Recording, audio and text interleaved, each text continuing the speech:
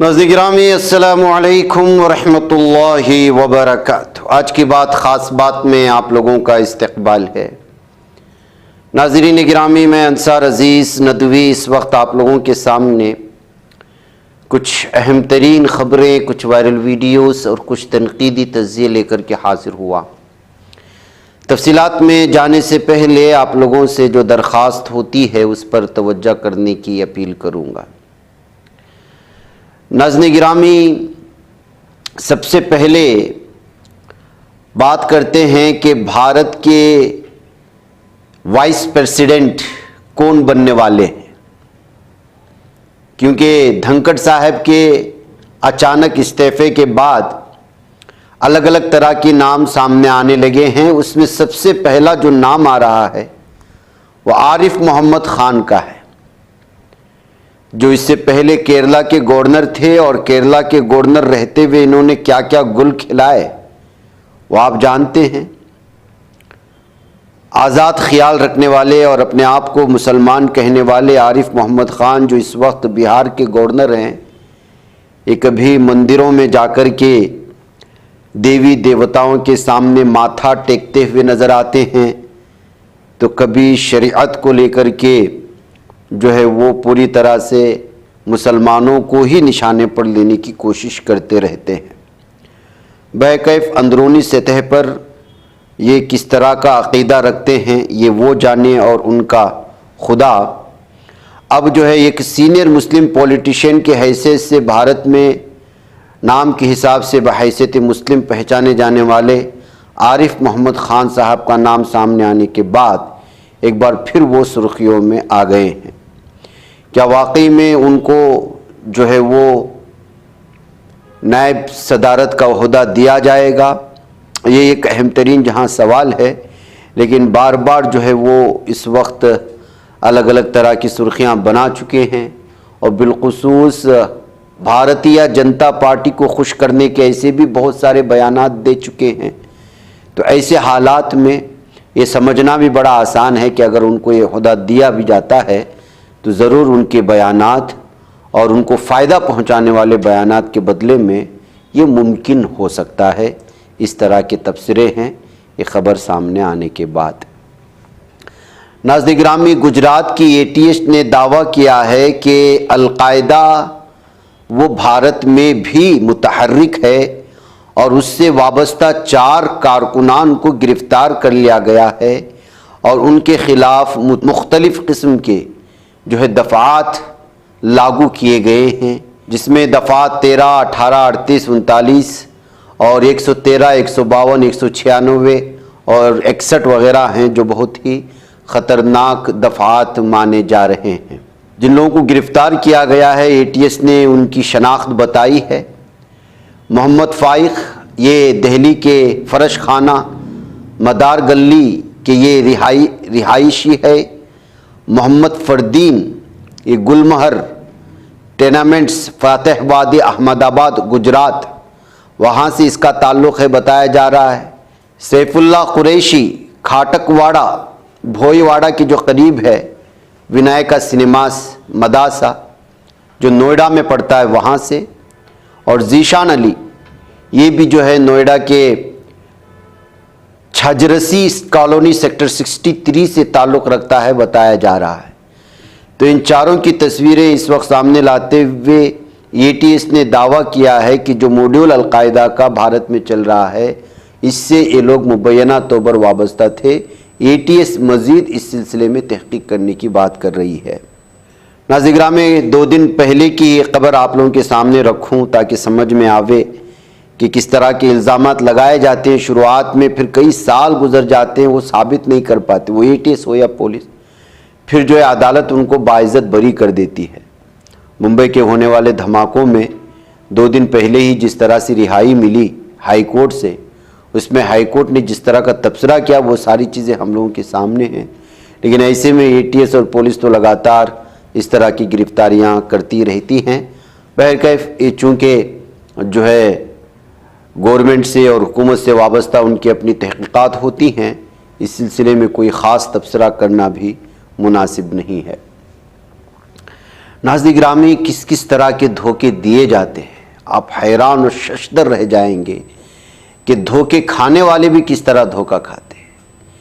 ये जो आप इस वक्त बिल्डिंग देख रहे हैं, जो बंगला देख रहे हैं और बंगले के सामने खड़ी हुई ये जो गाड़ियां देख रहे हैं, ये सब का सब धोखा देने के लिए खरीदी गई थी। जी हाँ नाज़रीन गिरामी, अभी हाल ही में लखनऊ से खबर आई है, आप जानते हैं गाजियाबाद से।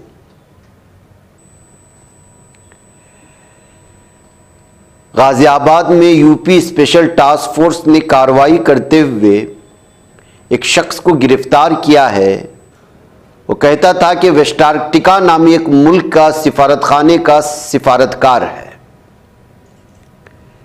गाजियाबाद का पौश इलाका कविनगर, और उसमें ये आलीशान बंगला, और बंगले के सामने खड़ी की गई ये कार जो SUV गाड़ियां हैं, बड़े पैमाने की और महंगी मानी जाती हैं, और उस पर लगाए गए ये नंबर प्लेट्स, एक शख्स जो खुद को भारत का वेस्टार्कटिका नामी मुल्क का सफ़ीर बता रहा है, और पूरे दुनिया के मैप को उठा लेंगे तो कहीं भी ये मुल्क पाया ही नहीं जाता इस नाम का।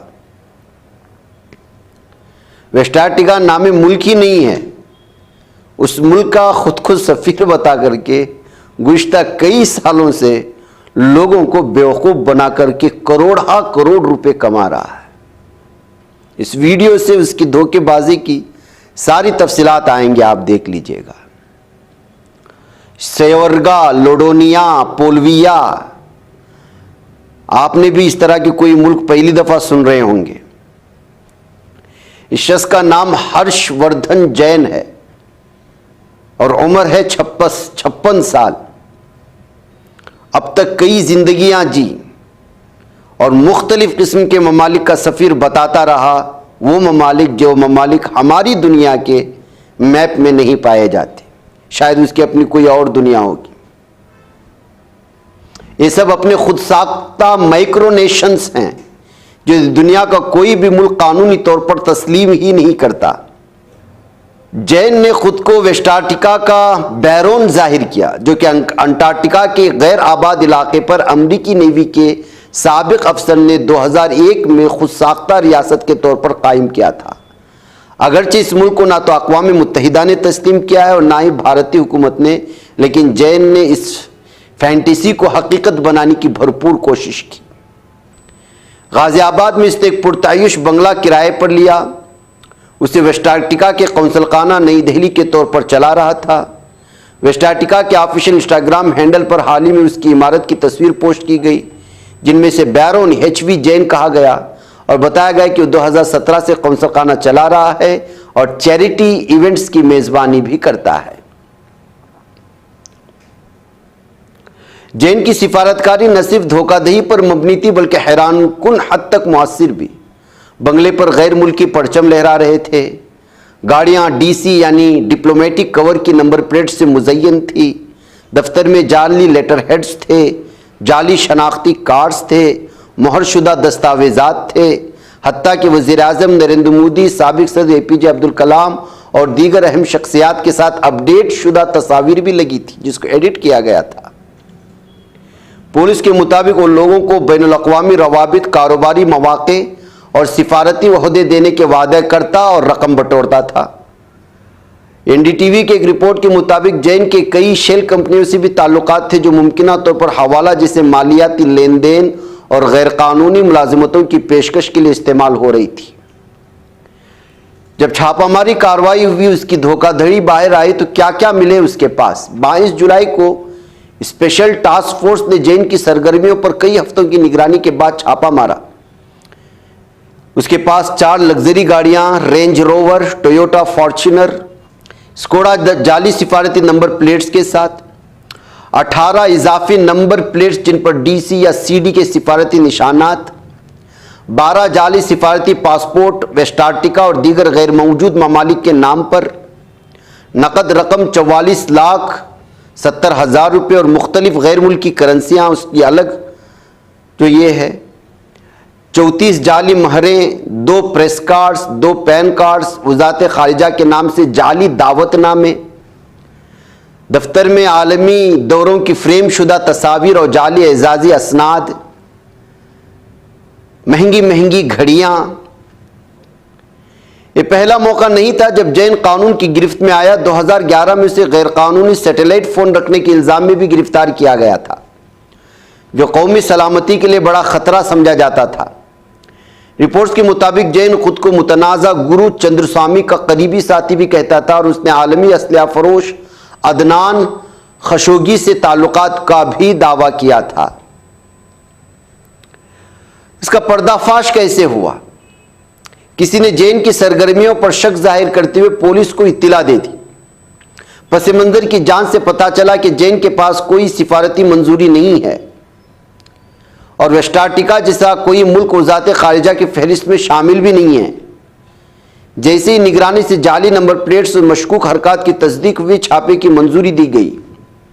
उसे जालसाजी, खुद को सरकारी अफसर जाहिर करने, धोखाधड़ी, मुजरिमाना साजिश जैसे मुकदमात में गिरफ्तार कर लिया गया।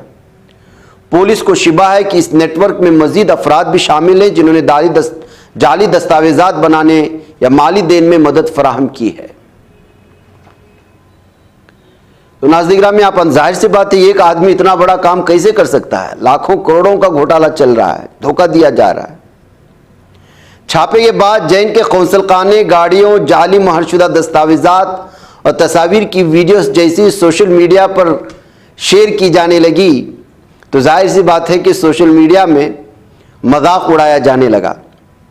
मिला जुला रद्द-ए-अमल भी मिला। बाज़ लोगों ने संजीदगी का मुजाहरा भी किया। सोशल मीडिया में इसे एक फ्रीलांसर सफ़ीर कहा जा रहा था। जैसे फ्रीलांसर बहुत सारे लोग होते हैं अलग अलग फील्ड में। कुछ ने तंज किया कि भारतीय सिनेमा में अगर सिफारती कॉमेडी बनानी हो तो ये कहानी बेहतरीन स्क्रिप्ट है, यानी डायरेक्टर्स को मुफ्त में एक कहानी मिल गई और उनका लाखों का पैसा बच गया स्क्रिप्ट राइटर को देने के लिए। लेकिन पुलिस के लिए ये सिर्फ मजाक का मामला नहीं बल्कि एक संगीन बैनुल-अक़वामी धोखाधड़ी और माशी फराड का केस है, जिसमें जैन ने डिजिटल दौर की सादा लोही को खूब इस्तेमाल किया। अब बारोन ऑफ वेस्ट अफ्रीका के लिए खेल ख़त्म हो चुका है। अब देखना यह है कि कब तक पुलिस का मेहमान बना रहेगा। अगर जल्द ही पुलिस छोड़ दी जाती है तो किसी ने लिखा सोशल मीडिया में कि बाहर आएगा, एक और मुल्क बनाएगा, किसी और शहर में जाएगा और वहाँ पर भी लोगों को बेवकूफ़ बनाएगा, क्योंकि 120 करोड़ की आबादी में बेरोज़गारी इतनी आम हो चुकी है, इंसान लालची इतना बन चुका है कि वो किसी के भी बहकावे में आ जाता है। आज सिर्फ जो है ख्वाबों को बेचना आना चाहिए। बेवकूफ़ बनने के लिए लाखों नहीं करोड़ों के लोग तैयार बैठे हैं। इसलिए भारत में अलग अलग तरह की खबरें इस तरह आते हैं। मैंने कल ही कर्नाटका में, बल्कि आज मुख्तसर ख़बर में एक ख़बर आपको पेश की थी कि किस तरह से जो है कर्नाटक के एक करिए में 2 लोगों ने जाकर के चोरी की। चोर बनकर के गए नहीं, सरकारी अफसर बनकर के। और सरकारी अफसर कैसे बने? उन्होंने कहा कि हुकूमतों की जानिब से जो मजबूर घर हैं उन लोगों के लिए पानी का टैंक जो है फ्री दिया जा रहा है और पानी का टैंक रखने के लिए हमें जगह बताई जाए। घर में मौजूद मियाँ बीवी खुश हो गए। शोहर ऊपर चला गया कि दिखाया जाए। 2 लोग आए थे, एक शख्स उसके साथ ऊपर टैंकी की जगह देखने के लिए गया, औरत अपने काम में लग गई, तीसरा चोरी और लूट खसोट में लग गया। न दरवाज़ा तोड़ना पड़ा, न ताला तोड़ना पड़ा चोरी के लिए, न मेहनत करनी पड़ी, क्योंकि इस वक्त जो है डिजिटल दुनिया और ये सारी चीज़ें जो आसानियों के लिए फ़राहम की गई इंसानों के लिए, वो इस वक्त गलत इस्तेमाल हद से ज़्यादा उसका किया जा रहा है और इंसान किसी न किसी एतबार से उसका शिकार हो ही जाता है। लिहाजा आज के दौर में किसी भी तरह के लेन देन के लिए बचा करके 100 मरतबा सोच करके किसी पर एतमाद करना पड़ता है। इसी की तरह एक और मैं मिसाल दूंगा, जराइम में भी इसका किस तरह इस्तेमाल किया जाता है ब्लैकमेल करने के लिए। एक मर्द अपनी ही बीवी को ब्लैकमेल करने लगे और वो भी जहेज के लिए, तो आप कैसे कहेंगे? पुणे से एक खबर आ रही है और ये बहुत ही भयानक और हमारा माशरा और समाज में किस कदर गंदगी फैल रही है उसकी मिसाल है। अपनी ही बीवी के साथ तन्हाई वाले लम्हात को कैच करने के लिए अपने कमरे में खुफिया सीसीटीवी कैमरे लगाता है, उसको कैच करता है, उसको रिकॉर्ड करता है, फिर बीवी से मुतालबा करता है कि अपने घर से पैसे ले आए। बीवी मना करती है तो फिर वो जो है बीवी को वो वीडियोस दिखा करके कहता है कि मैं ये वीडियोस अगर तुमने अपने घर से मैं कैसे पैसा नहीं लाई तो मैं इसको वायरल कर दूंगा। उसके ऊपर निगाह रखने के लिए, उसकी तन्हाई वाले लम्हात को कैच करने के लिए, यहां तक कि जो है वॉशरूम तक को नहीं छोड़ा गया। फिर उसके बाद जो है पुलिस में मामला दर्ज कर लिया गया और पुलिस इस वक्त उसको गिरफ्तार कर लिया है। और ये जो खबर आ रही है जो मैंने आपके सामने रखा है, ये महाराष्ट्र के पुणे से आ रही है। हर एतबार से नाज़िर गिरामी इस वक्त जो है सूरत हाल को भयानक पेश करने के लिए अलग अलग एतबार से डिजिटल का इस्तेमाल किया जा रहा है। नाज़िर गिरामी, जिस मौजू पर गुफ्तगू होनी चाहिए भारत में नहीं होते। आज यूपी से जो खबर आ रही है, गोरखपुर से, जो खुद यूपी के जो सीएम हैं उनका जो असेंबली हलका है, उनका जो एमपी का हलका है, 600 खवातीन जो आगे जाकर के पुलिस बनने वाली हैं, उनके बाथरूम में कैमरेस लगाए गए हैं, हिडन कैमरेस, खुफिया कैमरे। खाने को सही नहीं दिया जा रहा है। गर्मी इस कदर के जो है परेशान हो रहे हैं। मुल्क की हिफाजत के लिए, कवानीन की हिफाजत के लिए लड़कियों को और ख़वातीन को तैयार किया जा रहा है हुकूमत के साए में रख करके, और उनसे उनकी सहूलियात ही नहीं छीनी जा रही है बल्कि उनके खुफिया मालूमात इकट्ठा करने के लिए बाथरूम तक में खुफिया कैमरे लगाए जा रहे हैं।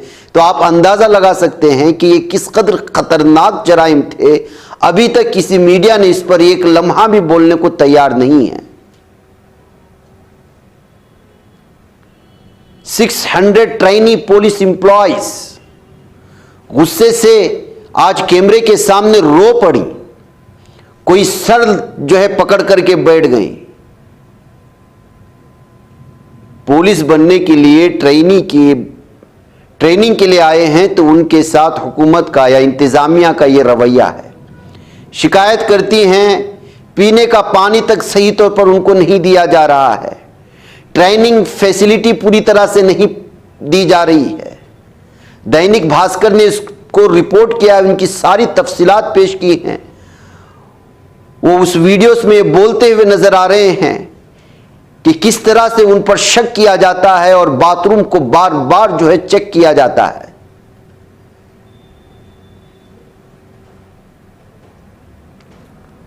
जब इसको देखा गया तो वहां पर हिडन कैमरेस लगाए गए थे।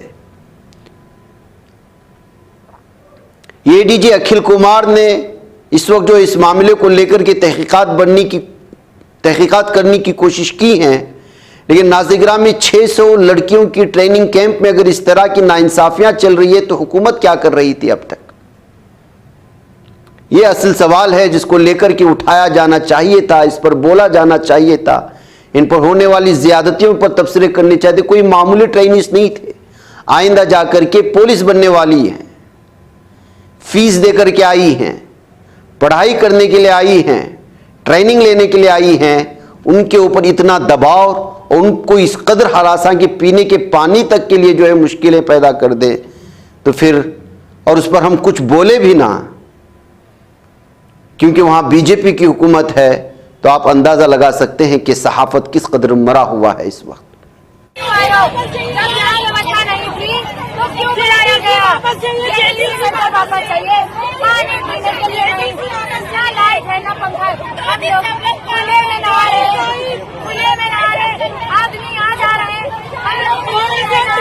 हर जगह कैमरा लगा है, कैमरा लगा है, जहाँ की लड़कियां नंगे नहाएंगे वहाँ तो पलक पड़ गया है।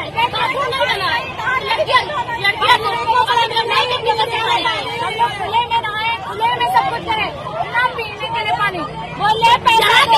गंदी गंदी गाली देते हैं। बोले पीने के लिए पानी दो, फंड नहीं आया है, अवकाश नहीं थी तो क्यों हम लोगों को यहाँ बुलाया गया? बोले हमने नहीं बुलाया, तुम लोग क्यों आए हो?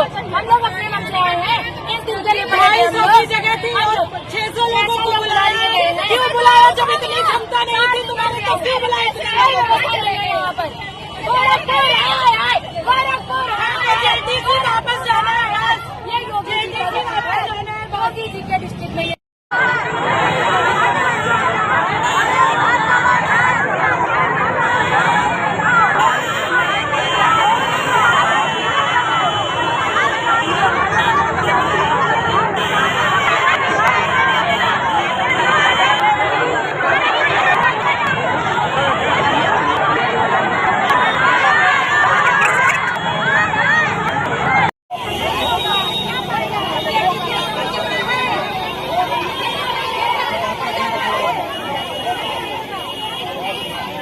नाज़रीन गिरामी, कल एक वीडियो हमने शॉर्ट्स में शायद ही दिखाई थी कल्याण हॉस्पिटल की। गोकुल झा को इस वक्त गिरफ्तार कर लिया गया है, जो रिसेप्शनिस्ट को जो है लात और घूंसे मारता हुआ नजर आया था और उसको जमीन पर गिरा करके बालों से खींचता हुआ नजर आ रहा था। बहरकैफ नाज़रीन गिरामी, मुझे यहाँ पर इजाज़त दें, इंशाल्लाह फिर आप लोगों से मुलाकात होगी। अस्सलामु अलैकुम रहमतुल्लाहि व बरकातहू। ये बच पाता है कोई सहाफ़ी की निगाहों से, मिलाता है ये लोगों को मोहब्बत की पनाहों से। करम और दर्द मंदी का है एक संसार, सीधी बात। अज़ीमत जुर्अतो हिम्मत का है इज़हार, सीधी बात। अज़ीमत जुर्अतो हिम्मत का है इज़हार, सीधी बात। ये चैनल हक निगर बनकर कुचल देता है फितनों को।